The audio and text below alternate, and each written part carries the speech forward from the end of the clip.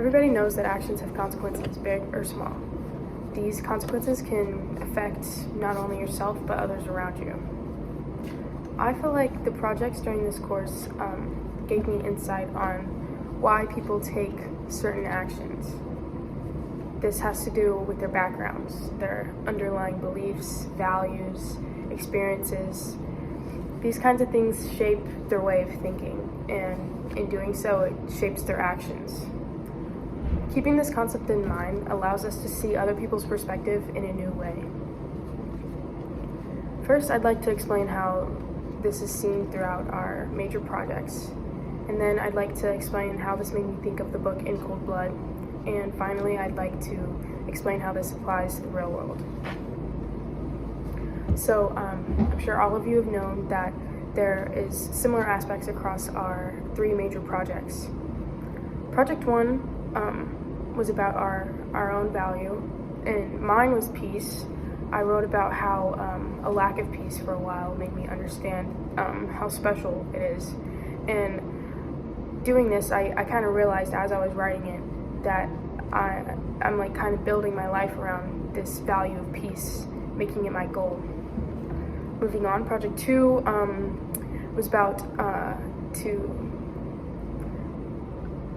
explain how why an author thought the way they thought, and I had 2 authors, and they wrote an article about how they didn't think marijuana should be legalized. And as I was doing my research, I realized that they probably thought this way because they were both medical professionals and they had extensive research in the field of addiction treatment, and also one of the authors had a teenage kid. So moving on, my Project 3 essay, my organization was an environmental group, and I explained that their values of environmentalism, obviously, and education probably motivated their actions.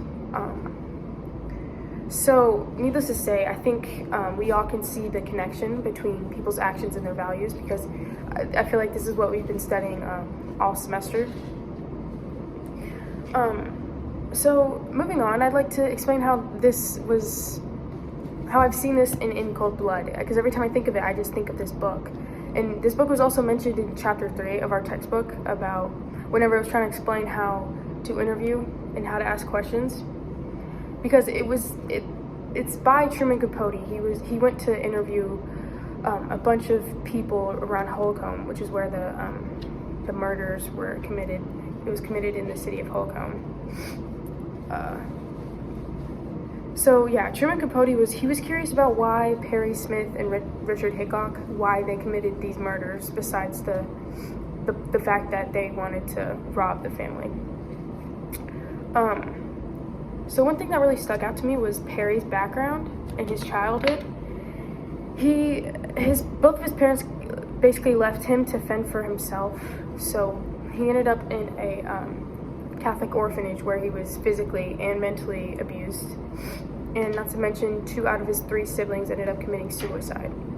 So obviously he had a very dysfunctional family structure and a dysfunctional childhood. So maybe someone could come to the conclusion that he lacked the value of family, and this could have led him to murder a happy family because maybe out of anger or jealousy because of his past. So yeah, now switching to the real world, this applies to the real world, and maybe there's someone you disagree with.